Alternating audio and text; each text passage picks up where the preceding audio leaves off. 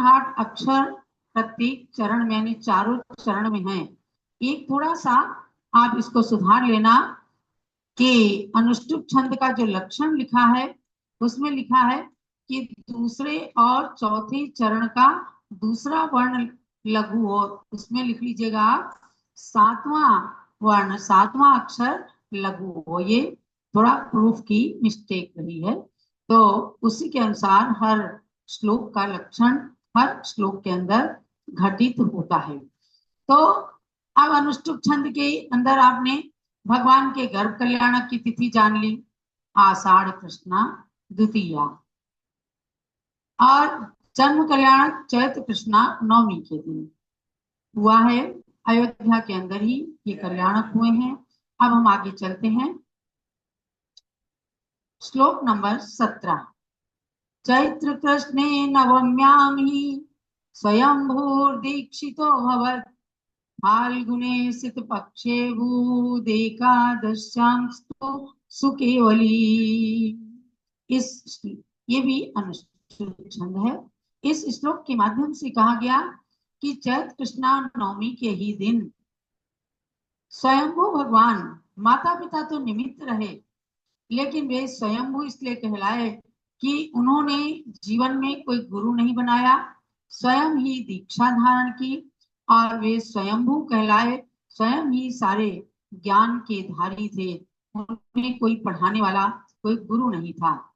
ऐसे स्वयंभू भगवान चैत्र कृष्णा नवमी के दिन ही दीक्षित हुए, दीक्षितो भगवत, दीक्षा उन्होंने धारण की। और फाल्गुने सित पक्षे हुए, जब इसका विग्रह करेंगे, फाल्गुने असित पक्षे भूत भूत अभिरद एकादश्यांशु केवली, भूत एकादश्यांशु केवली। तो फाल्गुने असित माने कृष्ण पक्ष, सित माने शुक्ल पक्ष, और असित माने कृष्ण पक्ष। तो फाल्गुन कृष्णा एकादशी में सुकेवली, केवल ज्ञान को प्राप्त किया, अर्थात केवल ज्ञान कल्याणक की तिथि फाल्गुन कृष्णा एकादशी। हमने इसीलिए शुरू किया कि आप इन भगवंतों की कल्याणकों की तिथि को अच्छे से याद कर सके और उनके जीवन को आप अपने जीवन के अंदर उतार सके। तो इस श्लोक के अंदर दीक्षा कल्याणक की तिथि और केवल ज्ञान कल्याणक की तिथि बताई है।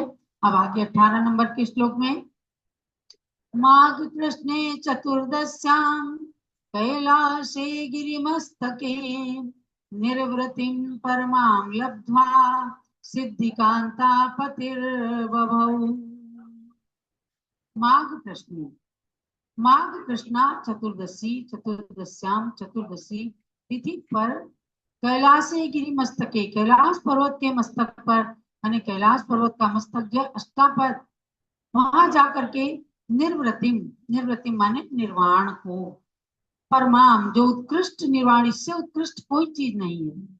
संसार की सबसे उत्कृष्ट वस्तु सिद्ध गति, निर्वाण गति, निर्वाण पद है।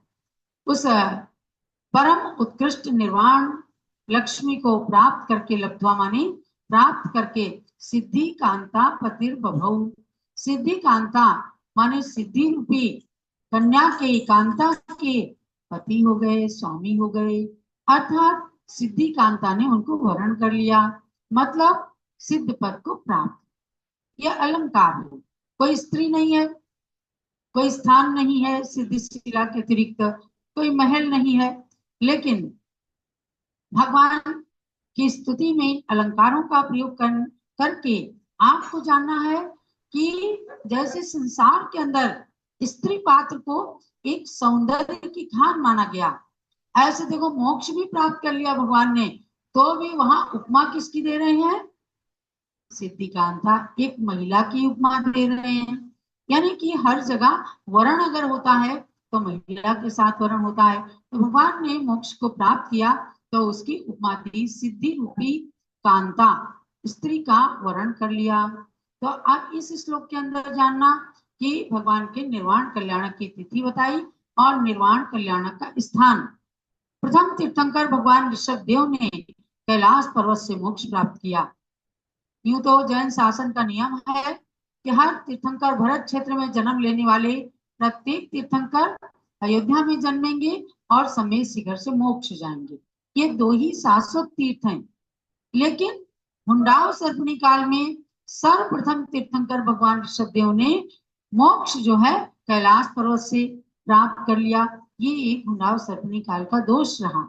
जन्म जरूर उन्होंने अयोध्या में प्राप्त किया, लेकिन 5 तीर्थंकरों के अतिरिक्त 19 तीर्थंकरों ने अन्य स्थानों से जन्म भी ले लिया। तो हुंडाव सर्पणी काल के दोष के कारण भगवान ऋषभदेव ने कैलाश पर्वत से मोक्ष प्राप्त किया। इस श्लोक में मोक्ष का स्थान और मोक्ष की तिथि बताई गई।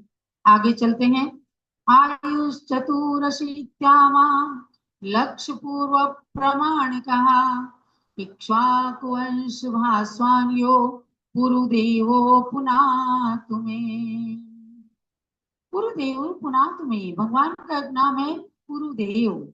मैं पुनातु, हे पुरुदेव भगवान आप मुझे पवित्र करें। कैसे है वे भगवान? आयु चतुर अशीत्यात्मा, कहा कि आयु जो है 84 के साथ में, फिर कहा लक्ष्य पूर्वक प्रमाण का। 80 माने 80, लक्ष्य माने लाख, और 84 लाख पूर्व प्रमाण भगवान की आयु थी। ध्यान रखना। तो आप एक कॉपी बना लीजिए और इन मुख्य मुख्य बातों को उसमें लिखते जाइए। और वैसे हमने आपको ये 24 तीर्थंकर पुस्तक भी भेजी है, जिसके अंदर उत्तर पुराण के आधार से सारे तीर्थंकर भगवंतों की चारित्र बहुत ही संक्षिप्त में दिए गए हैं।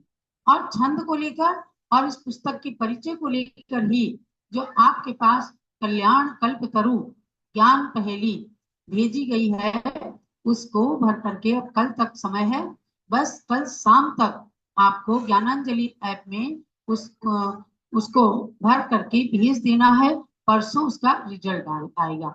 उसके बाद 17 तारीख को हम दूसरी पहेली देंगे आपको अजितनाथ भगवान से संबंधित। तो इसलिए आपको ध्यान रखना आवश्यक है भगवान के सारे गुणों के बारे में, भगवान के पंच कल्याणकारी तिथियों के बारे में। इतना जरूर ध्यान रखना कि कोई भी पहेली को व्हाट्सएप पर ना भेजें, क्योंकि ज्ञानांजलि ऐप ही केवल दिया गया है जिसके अंदर आपको पहेली डिस्प्ले की गई है। 300 लोगों ने लगभग पहेली के उत्तर भर करके भेज दिए हैं, और व्हाट्सएप के जो उत्तर रहेंगे वो मान्य नहीं होंगे। इसलिए ज्ञानांजलि ऐप को ही आपको ज्वाइन करना पड़ेगा, और चाहे गूगल स्टोर से या फिर एप्पल स्टोर से आपको ज्ञानांजलि ऐप को डाउनलोड करना पड़ेगा। आपके एंड्रॉइड फोन या आईफोन में डाउनलोड करके पुनः आप इस ज्ञानांजलि ऐप के अंदर कल्याण कल्पतरु ज्ञान पहेली, जो पहली पहेली है, उसका उत्तर भेजना।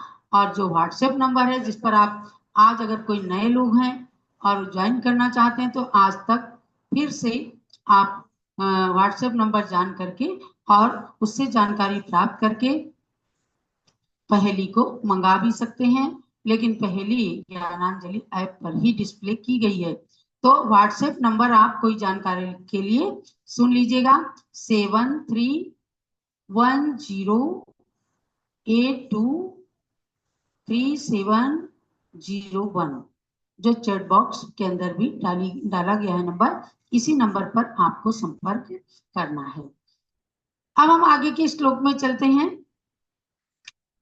द्विसहस्र करोत्तुंगो वृषभो वृषलांछनः जिया त्रैलोक्यनाथोऽसौ स्याद्वादामृत शासना।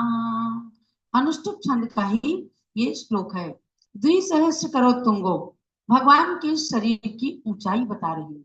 द्वि माने 2, सहस्र माने 1000, 2000 कर माने हाथ, उत्तुंग माने ऊंचाई, 2000 हाथ की ऊंचाई का आपका शरीर है। माने आप 2000 हाथ ऊंचे।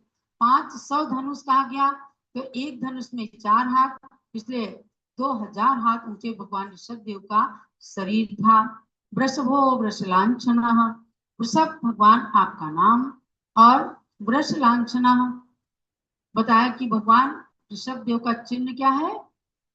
बैल। बैल चिन्ह है।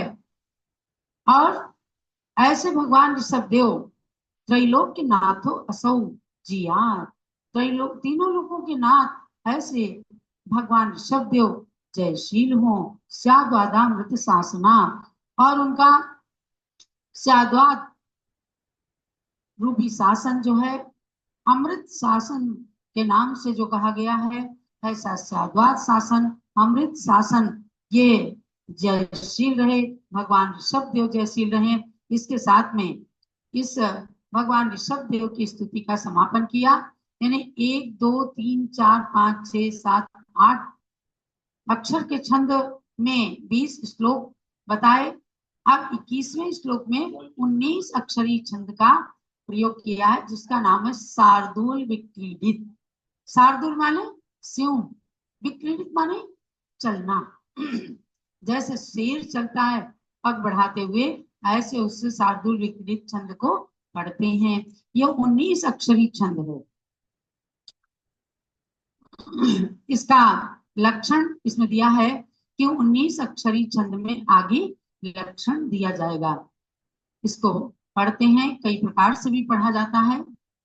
यह क्रोधादिरिपून् विजित्य सहसा स्वात्मोत्थ सौख्यामृतम्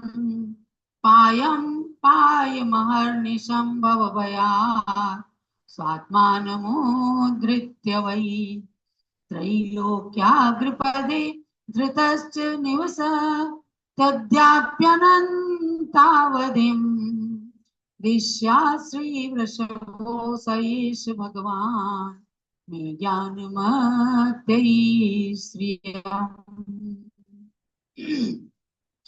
यह सहसा क्रोधादिपूर्ण, यानी जब भगवान ध्यान में लीन हो गए तो सहसा ही एक दिन क्या होता है कि क्रोध आदि शत्रुओं को जीत विजित्य जीत करके सहसा उन्होंने स्वात्मोत्थ सौख्यामृतम, जब जीत लिया कर्मों को, तो क्या हुआ, अपनी आत्मा से उत्पन्न हुए सुख रूपी अमृत का पान करने लग गए।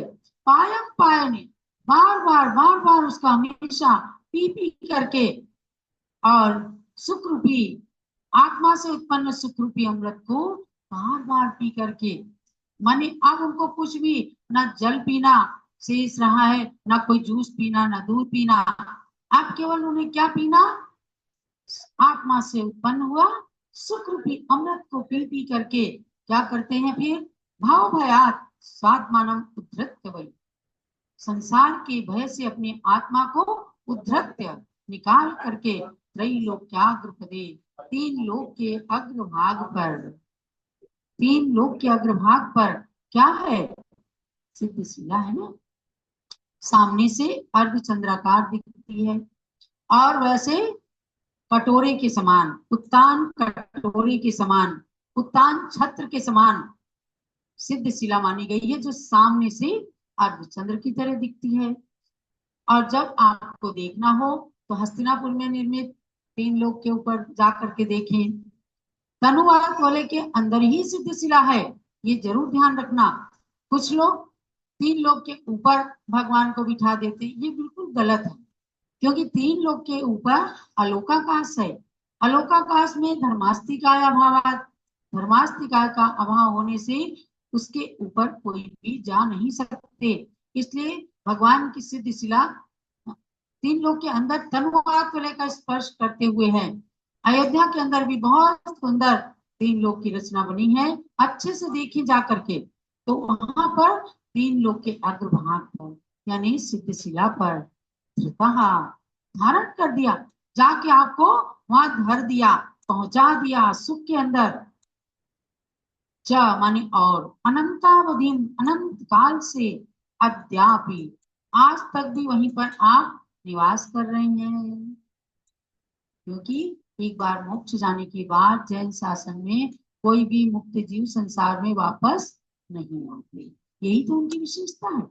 अगर वापस आने लग गए तो हम सब संसारी जीवों की तरह पुनः पुनः जन्म लेते रहेंगे, और पुनः पुनः जन्म लेते रहे तो मोक्ष कहाँ प्राप्त कर पाए, वो मुक्त जीव, वो सिद्ध जीव नहीं कहलाएंगे। संसारी और मुक्त 2 ही तरह के हैं जीव, संसार में रहने वाले संसारी, और मोक्ष में जाने वाले मुक्त जीव, वो वहां से कभी भी वापिस नहीं आते। आज तक भी वही निवास कर रहे हैं और अनंत काल तक वही निवास करेंगे। स ईश वृषभा भगवान, ऐसे वो वृषभ भगवान, आदिनाथ भगवान, गुरुदेव भगवान, जगत ब्रह्मा भगवान, प्रजापति भगवान, उनके जितने नाम कहें उतने कम हैं।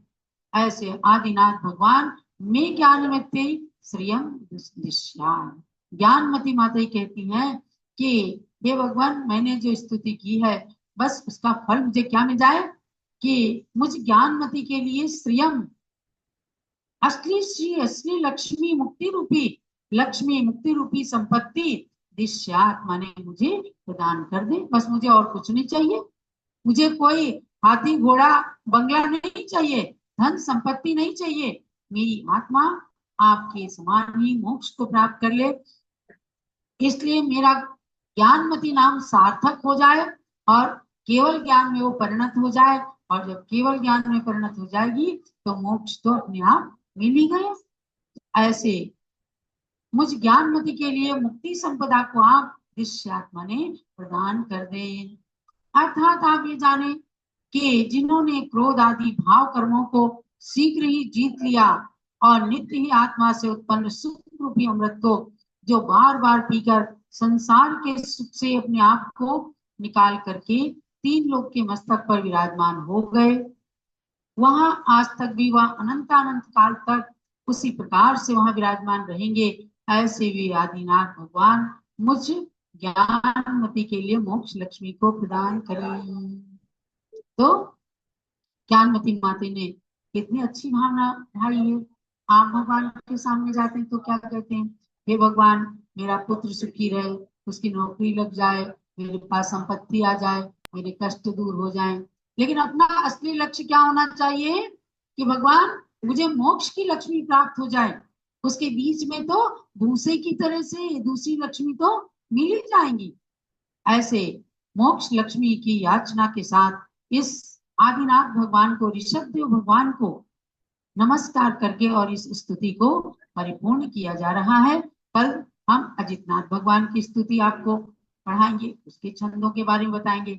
अब एक मेरा प्रश्न है, ध्यान से सुनिए और देखो, चैट बॉक्स में केवल यहाँ के अलावा सबकी चैटिंग बंद कर दें और जो लिखेंगे तो वो कैसे आएगा फिर, हाँ आपको लिखना है। चलिए हम पूछते हैं, भगवान ऋषभ देव की इस स्तुति के अंदर 4 अक्षरी छंद कितने प्रयोग किए गए, यानी 4 अक्षरी छंद इसमें कितने हैं, संख्या आपको लिख करके भेजना है।